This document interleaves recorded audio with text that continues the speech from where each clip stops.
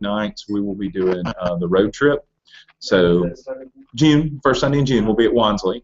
Micah said he's confirmed all of our locations except Rock Ridge. He talked to Rock Ridge. And then I was at Hillside this morning, and they have breakfast first Sunday of every month at 8 o'clock. So if y'all want breakfast on Sunday morning, they're cooking.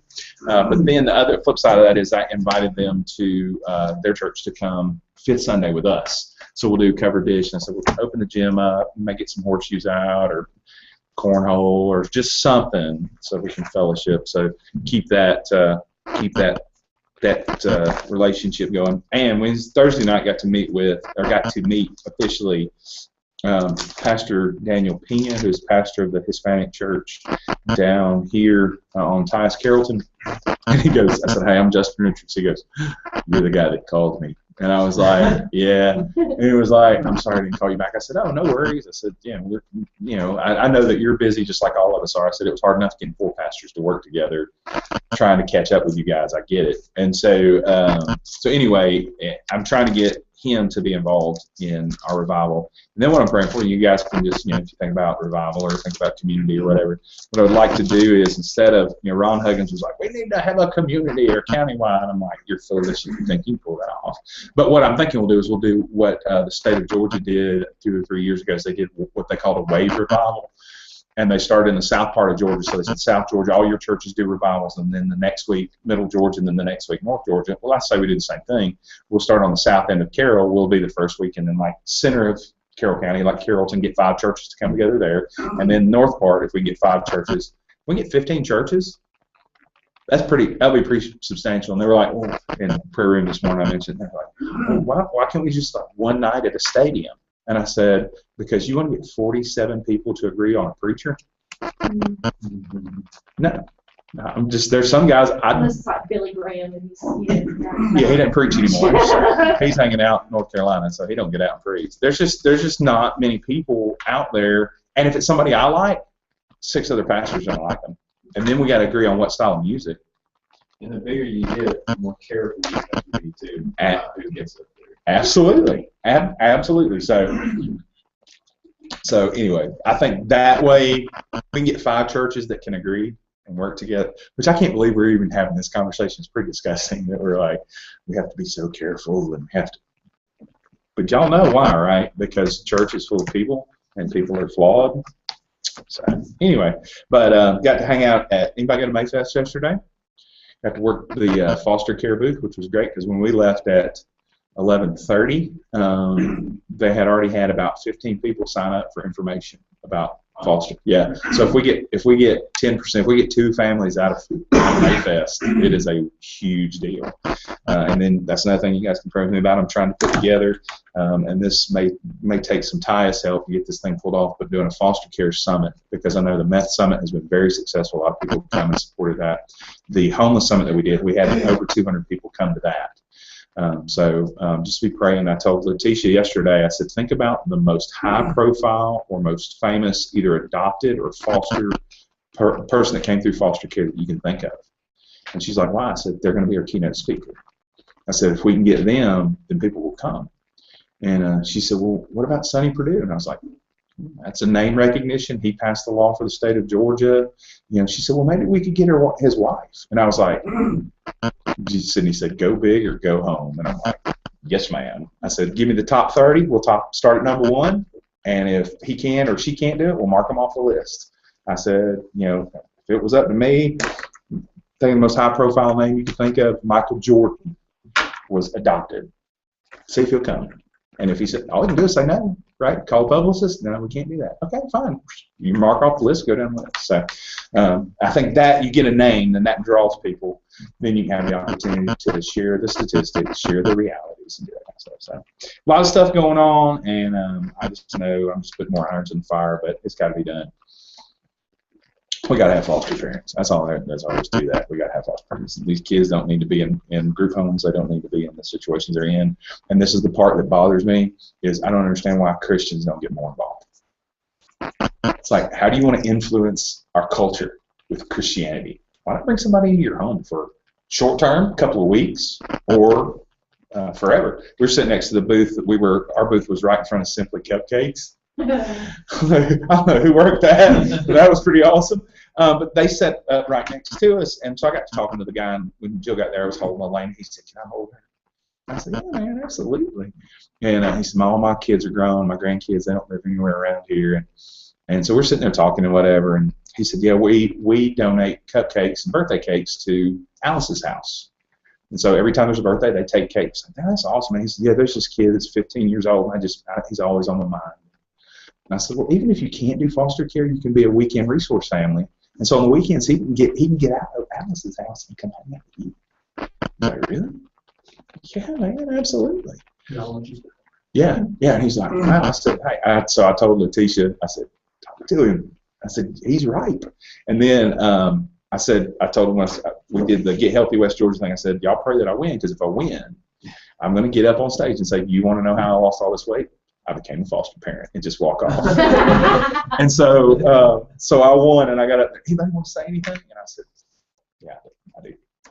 I said, "If anybody wants to know how I lost all this weight, become a foster parent." Drop the mic. I didn't drop the mic because it wasn't mine. But yeah, I was going to become a foster parent.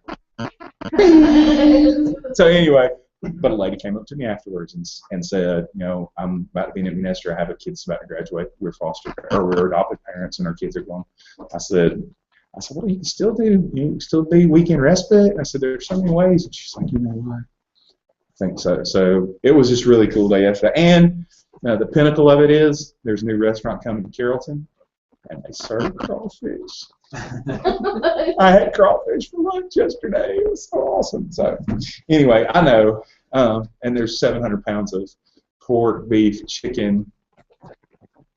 I didn't bring yours, by the way. By the way, when you told me that, I had a picture in my mind, and I saw the picture you posted. Right. It blew me away. Oh. That was not what I envisioned in my mind. It was of what? Whoa. The amount of meat? Yeah. Yeah. So So if you guys are hungry, just swing by the house. I got smoked chicken. I got smoked turkey. I got some brisket. I've got some beef ribs. Anyway, let's talk about a little bit about discipleship this morning. Last week we looked at Luke 24 last Sunday, and the Emmaus Road disciples. Now there is no way that I could scratch the surface. I don't remember any messages from Stephen Robinson, but this one. He preached at Camp one year about the Emmaus Road disciples, and Jill said, "I even remember that one." So it was very, it's just a really cool story, and we can touch on whatever part of the story you guys want to this morning, or whatever speaks to you from the passage. But talk to me a little bit about those of you that that know the story, kind of know the background. What are the things that really stick out to you, or maybe after last Sunday, something that maybe jumped into your head or your heart about the story? No, the one that jumped out to me, the part of the story, again, is kind of the double details section. Yeah, right. The fact that they ran back to Jerusalem, yet the statement that is made is they say, "Stay with us, for it's getting towards evening and the day is not nearly over." Right. So, they're running back at what time of the day? And how long have they been on the road? What time were they getting to Jerusalem? It might have been a.m., who knows? Yeah. Because it was what? What's the distance? Well, they were 7 miles. 7 miles. Scripture says 7. So 7 miles, if they're booking it, they're making it in 2.5 hours. Right. And they were there, they were there that morning in Jerusalem with they know about the resurrection. At least it was later in the morning because they've heard about it. So they made that journey 7 miles. When's the last time you just walked 7 miles? It's like, hey, go home. 7 miles, Right. 45 hours. Plus, at night, it's not exactly the safest time to travel back in those days without an escort. Right. And that's what I'm saying. There is no way I could touch all that on Sunday morning. But there is so much significance in that little reality, just their journey back and forth. I mean, the interaction with Christ, that's obviously when Luke's writing that, he's not talking about that. He's talking about these guys interacting with Jesus, or the pastor that wants to go and spend 15 or 20 minutes waxing eloquent on the fact that Jesus disappeared. Right. Been there and done that. I've heard that passage preached, and what they want to talk about, you're talking about the details. They want to spend all that time on he was there and then he was not. What does that mean? And then just go off. And I'm getting ready because Wednesday, Thursday, Friday I'll be back in that Bible study training, and so I'm trying to get my brain geared up so I'm prepared to be able to meet with those group of guys and be beneficial. But that's just a huge reality. And then how does that translate into our spiritual well-being? What does that mean for us? God's speaking. No matter what the cost, we've got to be obedient. Just something simple this morning. I saw a lady there with a baby. So I went to Crystal and said, Crystal, you go let her know we have a nursery. God speaks, you're obedient, you see what happens. And the reality is your mom invited her to Sunday school class and she's taking her baby with her. Perfect. She just got 2 touches that morning because Crystal said, hey, we have a nursery. She works with Julie. Okay. And Julie's invited her to come and walk. Mm-hmm. So when she's got her here walking, she's saying, hey, come to my church with us. So there's proof that this building can do ministry. It's so hard to invite people to church, y'all. It's so hard. That's what we're hoping that one of Crystal's friends from work gets to come to the outings. Right. And that way, because, everybody when you go to church, like, I don't know anybody. Sure. Like, hey, you can get to know everybody.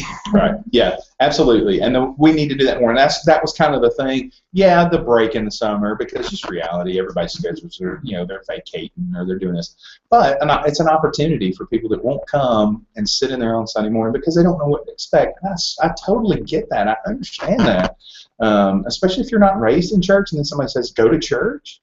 I mean, if all they've experienced about church is what they've seen on TV, I wouldn't go.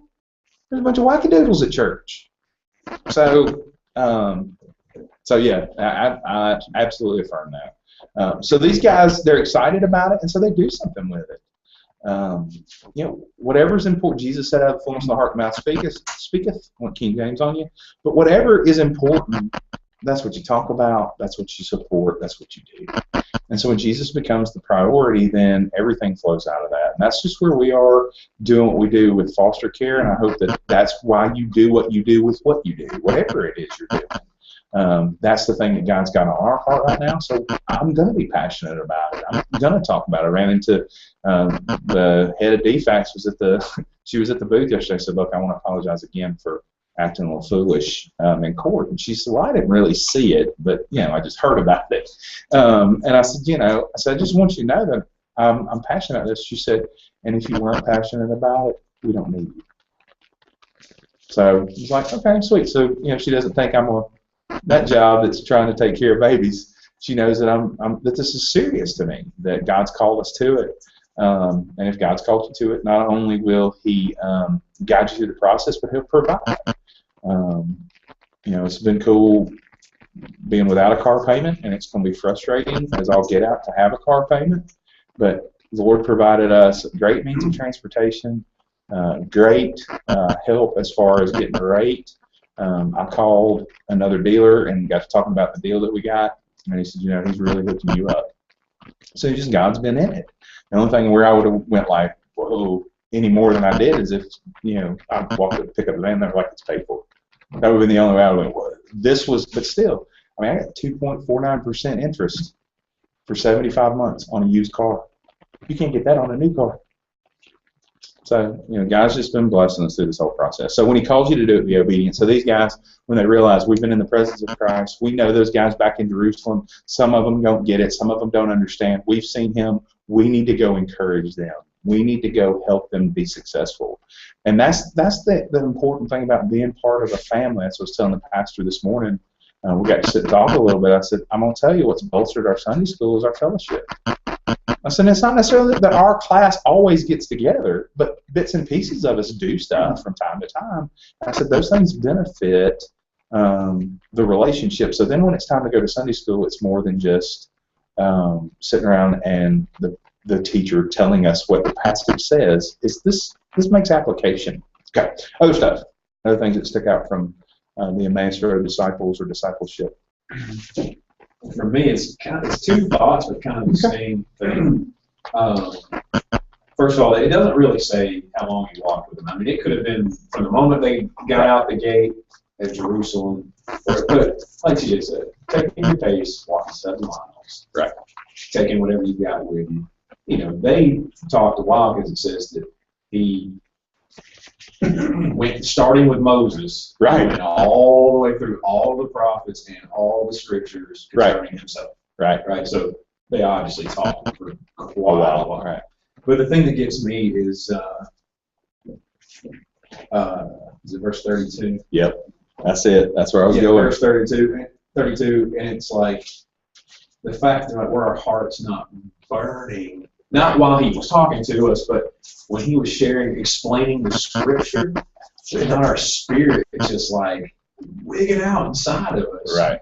And that's one thing is that, you know, and I'm not talking about marginal Christians or, you know, quotation Christians or whatever. Right. For those people that really follow after God, you know, some people I've talked to in the past are like, the script, scripture doesn't really talk to me, Right. That's a problem. Yep. That's a problem because, I mean, these guys, something inside of them was just off the charts. Mm-hmm. And so the cool thing is, I mean, he's just going back through all the scripture. They already know the scripture. Right. Like I said, they already know.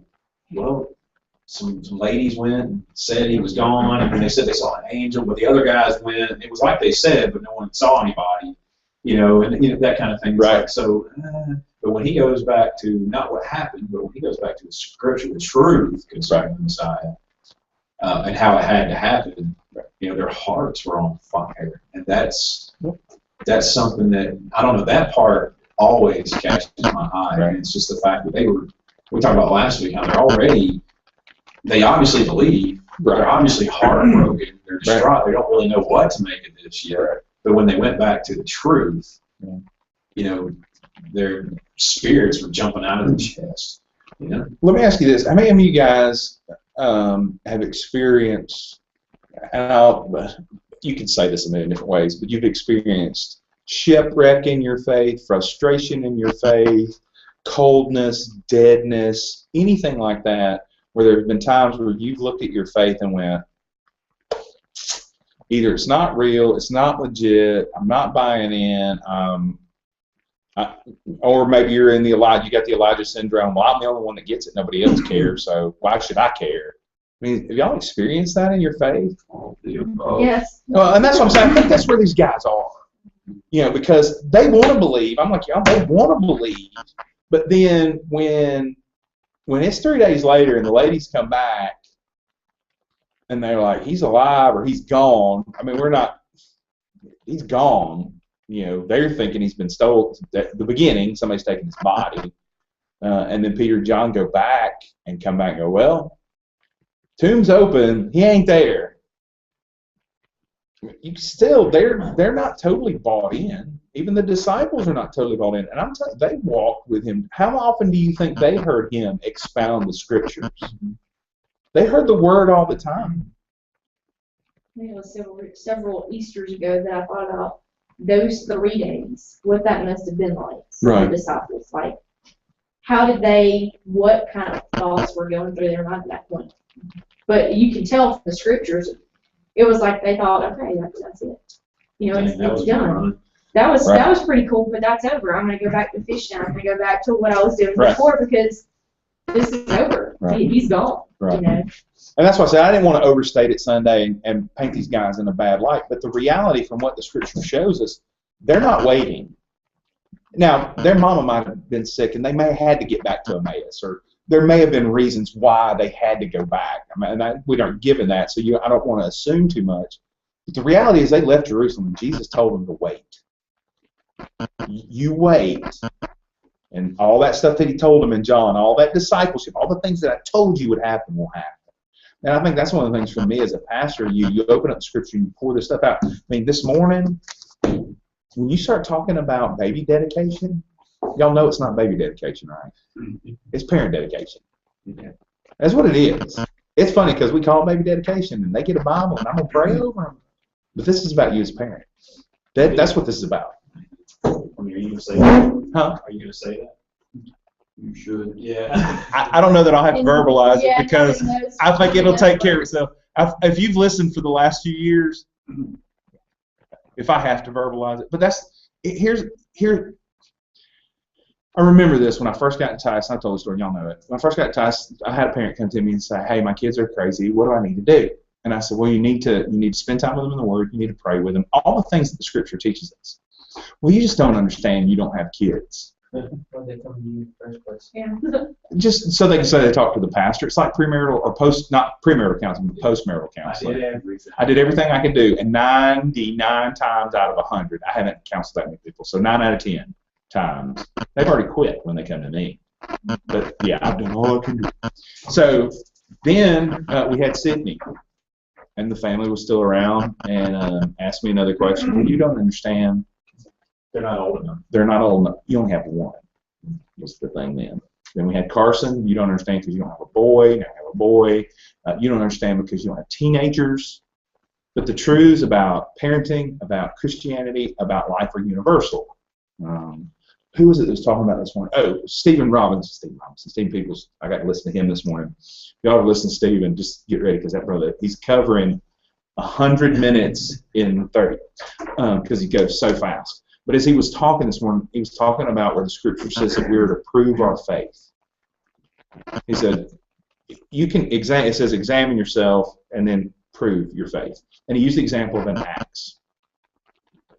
You got an axe sitting here. You can look it up on Google. You can do all the research. But when do you know that axe is doing what it's supposed to be doing? You chop down a tree with it. That's what he says. You take it out in the woods and you prove it.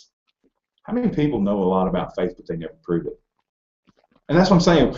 I think a lot of times we hear all this stuff and it becomes very what's the word I'm looking for? It becomes very it's not legitimate. It's not real. It's I don't know. I can't find the word that I'm looking for this morning. But anyway, people that's a good story. Theoretical. It's good in theory. That makes a lot of sense, but it's not practical. When was the last time you put it to work? When was the last time you picked up your faith and put it to work? Because I'm going to tell you, it's worked for me every time. Now, the times it hasn't worked, it's probably me because I wasn't swinging the axe right. I've got a maul at home, right? On one end is an axe, the other end is a what? It's a sledgehammer. I can't believe I can't split this wood. Hey, moron, turn it over. Oh, whack. Oh, duh. How many people are that way with their faith? Like, oh, I got it, man, I got it. And they're just pounding away trying to put a piece of wood with a maul. You can hit that thing with that big metal. That thing weighs, what, 8 pounds? Hit it as hard as you want. Is it ever going to split? You're probably going to pummel it into the ground before you split it. If you turn it over and hit it with the axe side, what happens? And that's the thing that's frustrating, especially I'm picking on you guys, but the younger guys in their faith. It's like, well, I've watched Mama and Daddy, and I've been to church all my life, but it's never been practical. You've never put it into practice. And that's not just young guys. There's plenty of 60-year-olds that are sitting next door that never put it into practice either. I get it. I can tell you right now, I'm to the point now to where every year that comes along, I've been a Christian longer at this point in my life than I hadn't been. Right, correct. I love that day when you realize that. It's like, yeah, so I mean, I've been incredibly blessed with a very large measure of faith, like you were asking earlier. I didn't want to raise my hand because I can literally say I've never once had one of those faith issues. Right. But for the first time in my life, the past 4 or 5 years, God's like, okay, prove it. I gave you all that faith. What are you going to do with it? Right. Prove it. In the last 5 years have just been ridiculous. Right. And every day I'm like, God, what's going on, man? Right. I've been faithful. And he's like, prove it. What are you going to do with this? You know, and so I don't know what that means, but that's hard. Sure. That's hard because anybody can do it when it's easy. Right. And it's lined up for you. Sure. Anybody can do it when you see the end picture of your faith. But for these guys, the end of their faith, Jesus, our faith, he's dead. Right. The end. Yeah. How do you see past that? Right. You know? Yeah. And so that's what I'm saying. That's why I didn't want to throw these guys under the bus, but we need to acknowledge the reality that there are times when it would be easier to just give up. It would be easier just to quit. You know what? Why go to church? Why be faithful to the things of God? It's not working for me, so why would I want to do it anyway? And that's where I think a lot of people come to, well, I just don't think people go through that much thinking about it. It's just easier just not to do it because they don't understand. And we've talked about ignorance. Ignorance is not a bad thing. If you don't know, then learn. So again, the beauty of this is when they do encounter Christ, their faith is restored. PJ, you brought us down to 32. Their hearts burn within them because of the scriptures. And then they are so excited that they immediately go to Jerusalem. And yeah, there's some more of the details. I mean, obviously it's a 7-mile journey, but it's obvious at night, and that means it's not safe. You know, nobody's going to be protecting them. Rome has soldiers are off the roads. You know, it's bandits. That's it. You're taking your chances for doing that. But I wanted to pull in. Last Sunday I pulled the end. I didn't want to read the whole passage, but I pulled the end in. So when they get back, they share the information. Jesus shows back up, and he says, "Peace." I always prefer a picture more. Peace. I'm out of here. Peace. Right? He says, "Peace," but they're all freaking out because they think it's a ghost. And then what does he do? Here's my hands. Here's my feet. This is real. Tangible. It's legit. Some people say, well, "Why did he tell Mary not to touch him?" And then he tells Thomas to stick his hand in his side. Y'all know why, right? Well, and I don't think it's that big of a deal. I think it's because he says, "I've not ascended to my Father," or whatever. But then he goes up to Thomas and says, "Stick your hand in my side." She didn't need it. Well, yeah, a little bit, but she was going to hold on to the Jesus pre-crucifixion, because what she did, she fell at his feet, which everybody did. It's not just Mary. Everybody fell it, but she would, just like anybody would do. She wanted to hold on to him. And he's like, we'll go back to last week, right? With the fish. Right. So guys, y'all got something to eat? right, I mean, how real is that? How tangible is that? Right. He's, because, I mean, think, if I saw a guy resurrected before me that I saw him die on the cross or whatever, right, it's like, is he a ghost?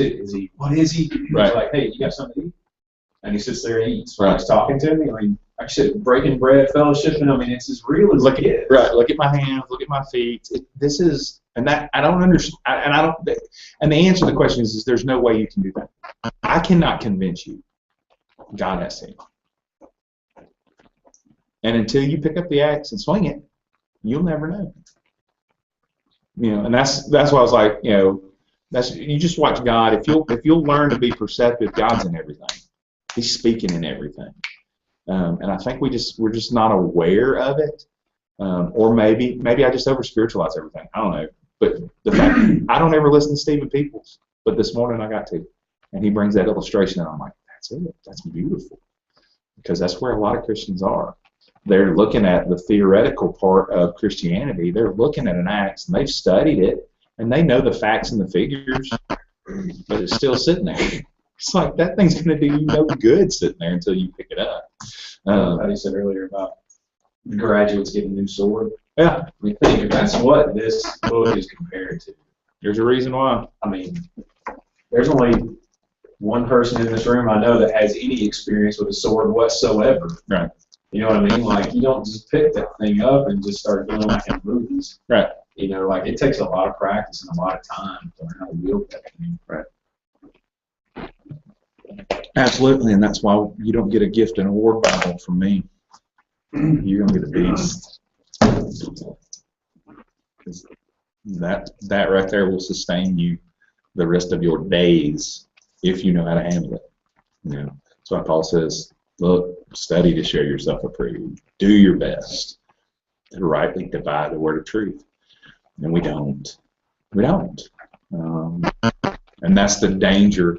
If you sit and watch TJ swing the sword around, wield the sword, and you never pick it up and practice it, how good are you going to be at it? If you just sit and listen to me preach, and that's it for your spiritual growth, you're not going to be very effective. It's like kids watching TV and watching baseball. Every kid that plays baseball when they're watching TV, what do they think they can do? Pick them, name it. I don't care, whoever you want to on it. They all think that they're that good. All right, guys that have played a little bit, it takes a little bit of work, doesn't it? I mean, you don't just look at TV and go, oh, I'm going to go out and throw a 95-mile-an-hour fastball. No. I'm going to hit 400. No. And these guys are doing it hours upon hours upon hours. That's my thing. I want somebody to give me the math on Chipper Jones. in his lifetime, I want to know how many ground balls that he received and threw to first, or made a throw, first, second, third, home. It doesn't matter. I would like to know that number, because I guarantee it will blow your mind how many times. And I'm talking about from the time he put a glove on to the time he retired. I would love to know that number, because I saw Chris Johnson come in on that little dribbler down the third baseline, and he tried every bit as hard as Chipper Jones did, but did he make the play? He ain't Chipper. How many times Chipper did it? You get so used to it, it's about every time. Right. Would it? Y'all think it would be millions? In the millions of times? I know it's thousands. I know it's tens of thousands. It'd be hard to get millions. Yeah, I was going to say hundreds of thousands In his lifetime. Potentially. I mean, there's an equation. You're Right. counting all the times in practices, Sure. all the times it's happened Yeah. in the game. Yeah, that's what I was saying. And that's what I'm saying. He was so, because for him, and we talked about it. I talked about last Sunday night about spiritual discipline, the idea of a guitar. Kid says, "I want to play guitar." Well, what does he think he's going to do? Pick up the guitar and play it like Eric Clapton? No, it doesn't work that way. You have to practice and practice and practice and practice. But what does discipline lead to? And I love Whitney when he says this. What does discipline lead to? Freedom. Eric Clapton doesn't think anymore. He picks up the guitar and plays it. Why? He didn't have to think about it. He disciplined himself on the front side. He learned. He knew. And so now you hand him a guitar, and he makes it sing. And it's not work anymore. You work on the front side, and then it becomes, and it's not easy. He still has to squeeze the strings. He still has to strum. He still has to do the actions. It's not work anymore. It just happens. And that's the way faith is. When those storms come and those trials come, if you built yourself up, then when it hits, you know. You still have to go through it. God doesn't deliver you. You still have to deal with all the junk, but you have some way of doing it. And that's the thing that frustrates the stew out of me as a pastor is I look at it, 100 people, good in theory, preacher, but they don't put it into practice. And what happens? Their life's a mess. Well, a lot of Muslims even think Jesus was a prophet. I'll give him that. He was a prophet. He was just